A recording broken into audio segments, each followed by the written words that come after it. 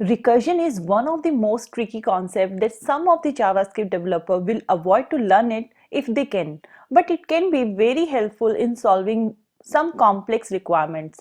So let's remove the mystery of recursion and learn about it in today's session. Hello everyone, I'm Nisha Singla, and in this session we will discuss about what recursion is, why to use it, and how you can write your own recursive function. So before we get started with recursion, if you are new to my channel and want to learn more about JavaScript, subscribe to my channel and press the bell icon so that you don't miss out on my next upload. So now let's get started. So first let's understand what recursion is. So in a simple language, we can say when a function calls itself is called recursion. Still not making sense? That's perfectly okay. It will make sense in some time, so don't skip the video and watch the complete tutorial till the end to understand it. So now let's go through some example of recursion. I will explain recursion in a simple example, and then we will cover one complex example where we can understand how exactly we can implement it in real life project. So now if I say, like, we have one function, maybe test, and from somewhere we will call this function, right? This is a simple function, but to make this function a recursive function, I need to do something like this. So this is what I said, when a function calls itself, it is called a recursive function. Though this example is not helpful, right? And please don't try this function because it would be an infinite recursion, right? Because it will keep on calling itself infinite time because we don't have any terminating condition, right? So now can you see when I run this function, it gives me an error of maximum call stack size exceeded because this function will never stop. It will keep on calling itself because it doesn't know where to stop. And we have discussed about this error in one of my previous video, why we get this error. So if you want to get a deep understanding why we get this error, you can refer my that video. I will provide the link in the description below. So in simple terms, now we can say that this is a recursion, the ability of a function test to invoke the function test from within itself. Fine, this is a concept of recursion, but as this function doesn't have any terminating condition, it will lead to infinite recursion, which we don't want, right? So in that case, the first rule of recursive function is to implement a base case. Base case here, I mean the exit condition. So every recursive function must have one exit condition, or also known as base case. So without defining a stopping point to a recursive function, the function will continue calling itself over and over and over again, causing the stack to overflow. So now with this, you can say it's working like a loop, right? It's keep on calling itself. So let me give you one more example where I will solve one problem with loop, and then we will try to convert that simple logic with recursive function so that we can understand how recursive function is working. So for that, let me create one function. Maybe I want to count down some values from maybe 5 to 1 or 3 to 1, right? So I will create one countdown function which will have one variable from where we want to start the countdown. Okay, now maybe when I will call this function, I need to do something like this. So maybe I want to start my countdown from 3 and print the value 3, 2 and 1. So for that I need to use loop, right? Because I have to start my loop from this n and need to go up to 1.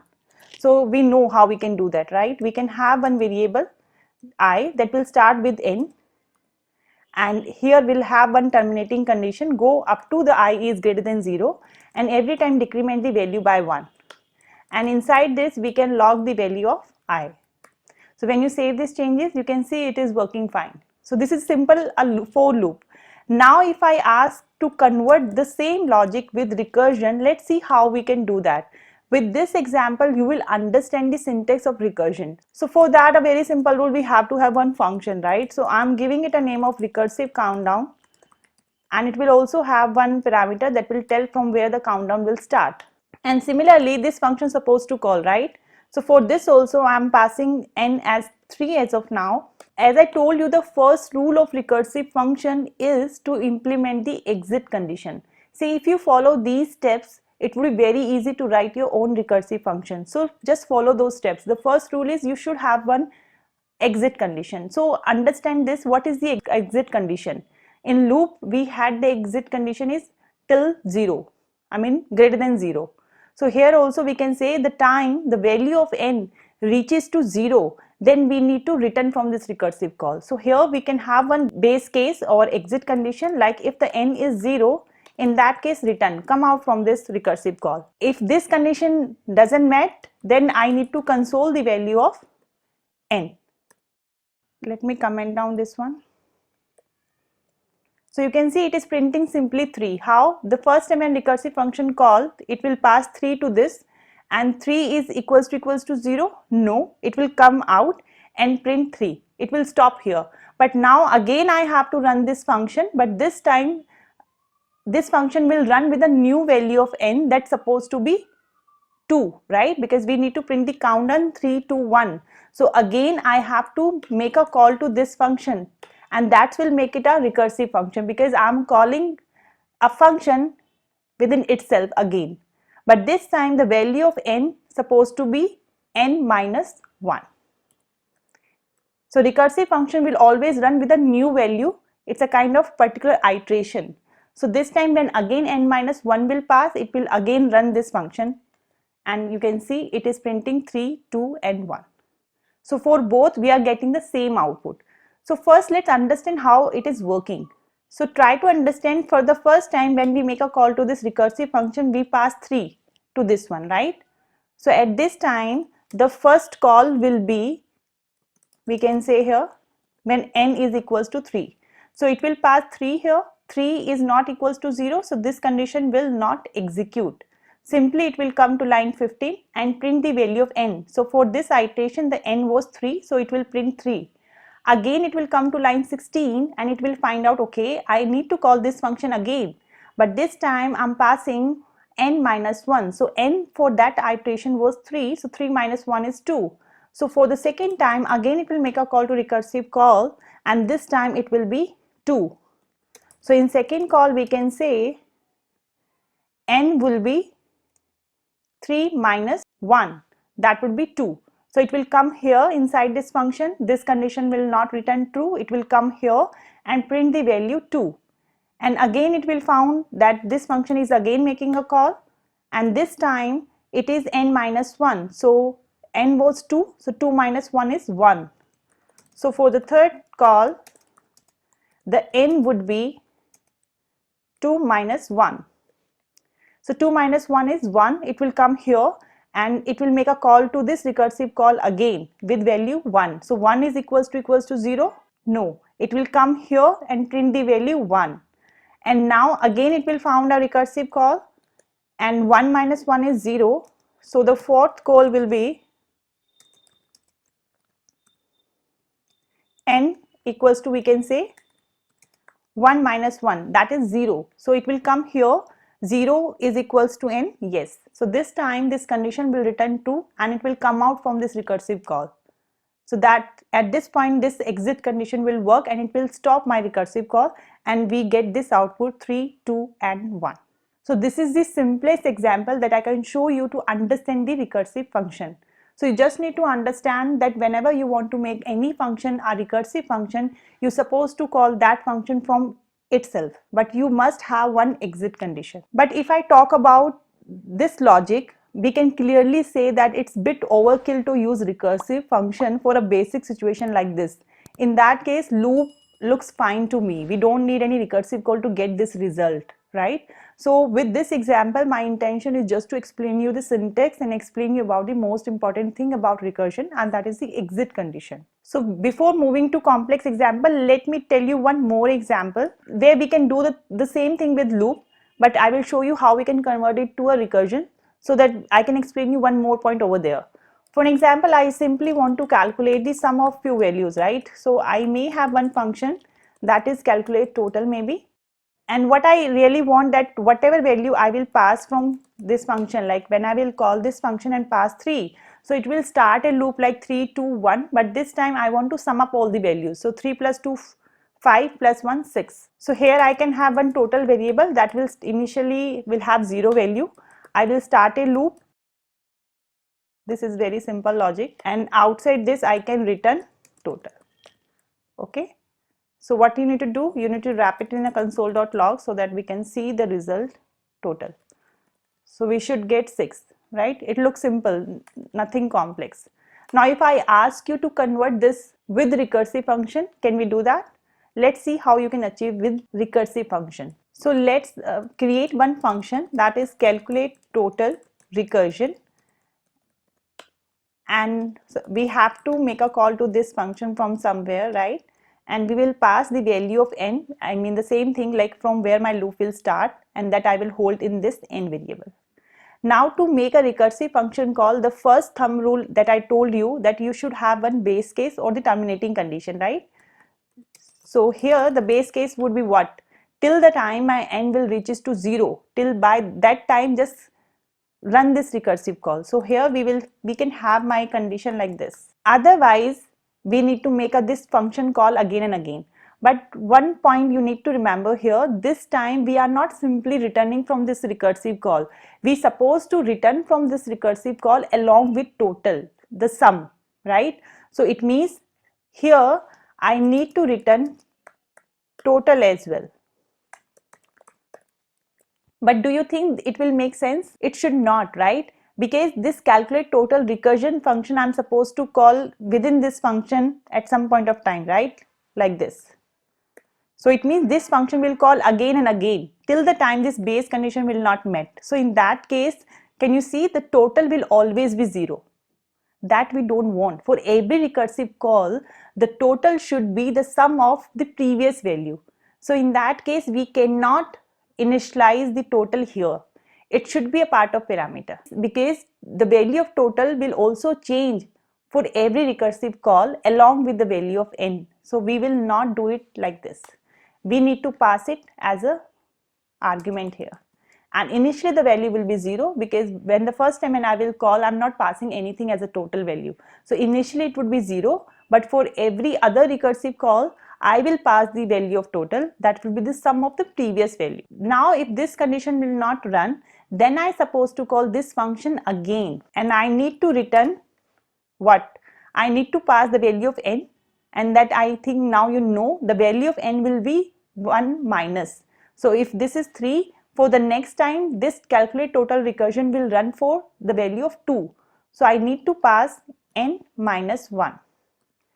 And for the second time or for the next recursive call, the total will be the sum of the previous value, like this. So here the value of total would be this. So when you run this one, can you see you are getting the same result as 6, the one which we get for the calculate total. So now let me quickly show you how it is working. So for the first time when calculate total recursion will work, I am passing the value as 3 for the first time, right? So in that case, here if you notice, the value of n would be 3 and total would be 0 for the first time, right? So n is 3, so 3 is not equals to 0, so this condition will not run. It will come here and pass n minus 1, 3 minus 2, total was 0, so 3 plus 0 is 3.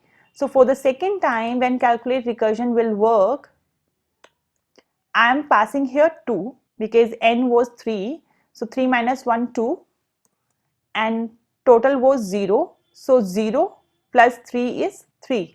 So it will come here. Now again 2 is not equal to 0, so it will not match this condition. It will again call this calculate total recursion, and this time the n was 2, so 2 minus 1 is 1 and total was 3.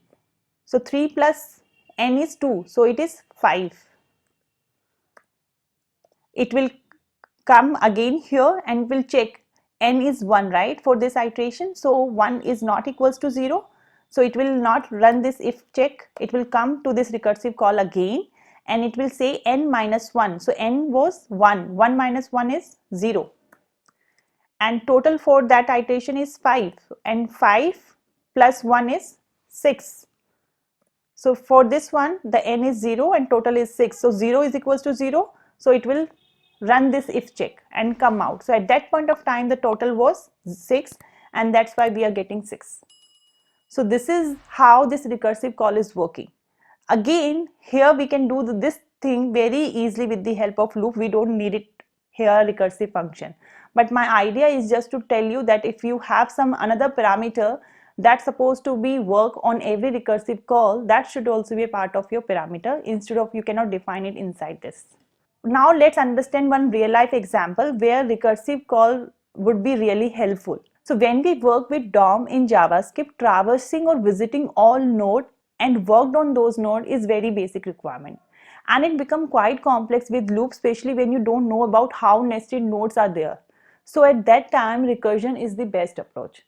For an example, suppose you are creating a menus. So in that case, there could be a nested menus as well. And maybe in future you want to add some new menu or you want to delete some menus. So you don't know how many nested some menus will be there. So in that case also you can use recursion. If you want to implement any search operation, any binary search, so there also you can use recursion. So if you have certain these kind of requirement where you need to work on very nested structure and you are not aware how many nested check will be there, so in that case you cannot use loop. You don't know what will be the exit condition in that case. So the best approach in such scenarios will be the recursion. So I will again keep this demo also very simple, just to show you how recursive function is a lifesaver when you have such kind of requirement. So let me create one nested structure and I will show you how recursive function can help you to write that logic. So now suppose we have this one JavaScript object, maybe this data is coming from backend as a JSON. So we have this team structure where we have like Kunal, which may be the manager of this team. There are multiple teams that he is handling, right? So Kunal will have its own team and they also have team members, and maybe particular team member may also have teams under them. So as of now I'm keeping it very simple, but later on I will make it complex just to show you that recursive function will work in all scenarios, because maybe in future Harish will also have its own team. So this will have further array or further objects, same for Anurag. So in that case my requirement is simple as of now. I just need to display all the team members that come under Kunal. So in that case, I'm not sure how much nested team structure is there. So in that case, I cannot put loop. How you will decide that my loop will run up to 1 level, 2 level or 3 level? Fine. I'm keeping this structure simple just to show you how to write recursive call. Further, we can add some more nodes into that. So I hope now you understood the requirement. Let's create one recursive function. So logic will remain same. I will have one function. Let's give it a name of get team detail. So this function will simply return all the team members name that come under Kunal. Okay. So this function will become a recursive function. So somewhere I need to call this function, right? And in that case I need to pass my structure. So this complete object I supposed to pass here, because on this object I supposed to work. So this data I can hold in a one parameter here. Let's give it a name of t as of now. Okay. Now first of all you need to understand that to make a recursive call we should have one terminating condition. So you need to understand this pattern, that in this structure you can see we have teams, and further when Kunal will have team, this is the first object, it further have team, and maybe Harish will also have its own team. So in that case it will also have teams. It can have further team or maybe empty array. So it means we need to understand, run this recursive call till the time team is not an empty array. The time team length is 0, in that case we are reached to the nested node, the deepest node, right? So let's understand that how we can do. So I can say if whatever object I will have here, they will have teams property, and check if they further have anything inside that or not. If team doesn't have any value, it means that team array will be empty. So in that case we have reached to the deepest node for that particular object. So in that case we will come out from that recursive call. Simple. So this is what? This is my base case, which is mandatory. We should have one terminating condition. Otherwise, if it is not the deepest node, in that case definitely that team will have something inside it as an array. So now we need to iterate. So this T will have teams, and it would be array, right? So we need to iterate. If it is not an array, then we are terminating it. So this will idly return a single object like team, and every object will have this two keys, name or teams, right? We just need to display name as of now. So we can simply log console.log team. So can you see it is working fine as of now because I don't have complex structure, but it is not a recursive call even because we are just one level nested. It is very easy. The problem will come if I will create one further object inside it. So can you see here? This is working, but it is not displaying me Alicia. Ideally, Alicia should also be a team member of Kunal, right? But you can see here it is array 1. So it is not working for that because I didn't put that condition. We just work for the first team structure. So it means again we need to run this function for the nested object as well. So in that case, I need to make it a recursive call. So inside this, I will make this function call again. That only will make it a recursive function, right? But this time, this function will not work for the complete team. This function will run for the particular team object on which I am working. And for that, I will check that further it will have team or not. So I will pass my team object inside this. So now it is working. Now let me explain you how it is working just to make it simpler for you. Let's console.log the value of t so that we can understand for current which object I am running or I am working. Okay, now focus. For the first time when my get team detail will work, it will call for team structure, this complete object, right? That's why when it will come here, the T is Kunal. I mean, I'm working on this one, this. So it will have two value inside it. So in that case, this T dot teams means this, right? Does its length is 0? No, it has two value inside it. It means this condition will not run. It will come here because it further has array. So we need to iterate. So now T dot teams dot for each. For each means because that it has two values. So I need to iterate on both team. So in that case, console.log team. Instead of team, I need to display only team.name, right? We just need to display the name. That's why if you again comment this one and you will see we are displaying all the team members. Now come back. So for the first time when it will iterate on these two teams variable, right? The first element is Harish. So console.log team.name is Harish. It will print Harish, that we can see here. And now again I'm making a call to this get team member with team. Team means only Harish object I'm passing. Okay, so at this point of time, this T here means this Harish object. Now just focus here, the T here is a Harish object. So this T dot teams dot length. So does this Harish further have teams? Yes, the array is having one value. It means this condition will not return true. It will come inside this. T dot teams means I'm talking about Harish teams. And further we will iterate, it has teams, and here teams means pointing to the first object of Harish, team.name Alicia, and it will again make a call to get team member passing team. Team means this Alicia object and it will come here. Okay. So the next object team is for Alicia. So it means here the value of T is pointing to the team member of Alicia. So does Alicia has team length 0? Yes, she doesn't have any value inside it. So now we are done with the first nested depth. Now understand this one.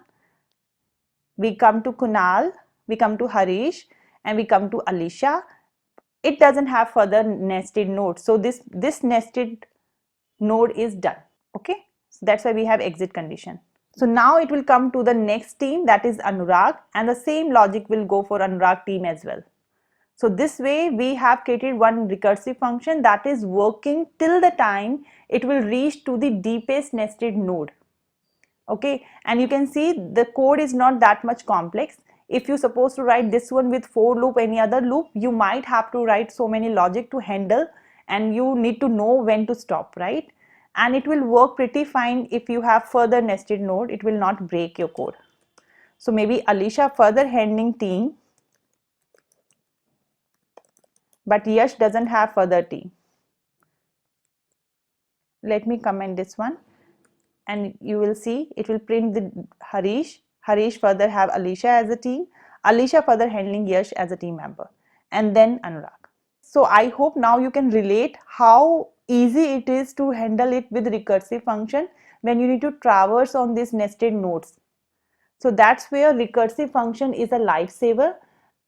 At the first time maybe it looks tough, but if you understand the concept, it's quite easy. You just need to focus on the terminating condition, and based on that you need to call this function again with the appropriate value on which you need to work. So in short, we can say that recursion is a powerful solution to solve complex problem. Recursions add clarity and reduce the time needed to debug the code, right? Recursion function looks quite complicated at the first glance, but it's very important to understand the concept and basic structure of recursion, because the size and complexity of the program can grow infinitely, right? But ultimately the solution will remain same. So whenever you look at the recursive function, always check the base check or the exit condition first and trace the call stack and execute it step by step. So I hope this session will help you to understand how recursion is working, and now I hope you can implement it in your project. I will see you in the next video with more interesting topic. Till then, stay connected and keep learning.